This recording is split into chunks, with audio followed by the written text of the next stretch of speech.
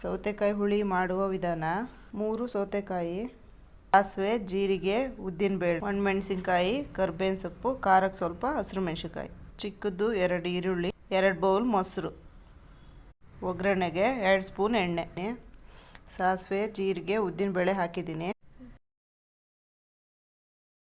Golden brown ಆಗೋವರೆಗೂ fry ಮಾಡಿ. ಒಣಮೆಣಸಿನಕಾಯಿ, ಕರ್ಬೇವಿನ ಸೊಪ್ಪು, ಖಾರಕ್ಕೆ ಹಸಿರು ಮೆಣಸಿನಕಾಯಿ 2,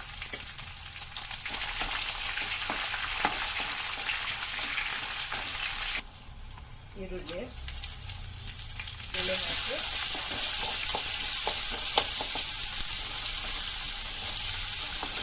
ಸ್ವಲ್ಪ ಉಪ್ಪು. ಈರುಳ್ಳಿ ಫ್ರೈ ಆದಮೇಲೆ ಸೌತೆಕಾಯಿ ಹಾಕಿ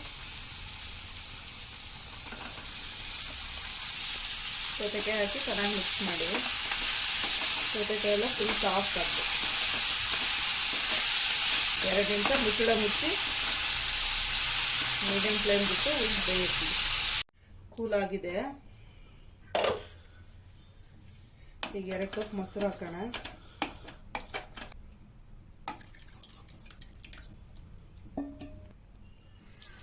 ಚೆನ್ನಾಗಿ ಮಿಕ್ಸ್ ಮಾಡಿ.